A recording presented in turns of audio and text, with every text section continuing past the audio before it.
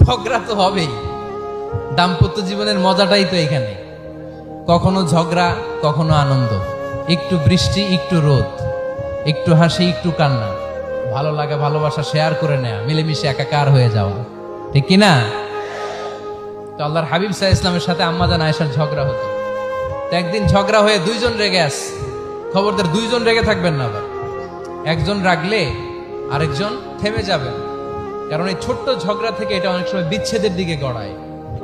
আমার প্রিয় ফরিদপুরবাসী, ভাবি রেগে গেলে আপনি রাইগেন না, ওই দিন আপনি একটু ঠান্ডা থাকেন।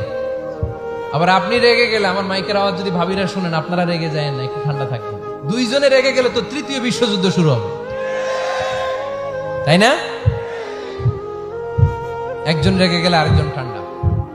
কারণ এই সামান্য ঝগড়া থেকে ইগোর কারণে এটা বিচ্ছেদ আর ডিভোর্স পর্যন্ত গড়ায়।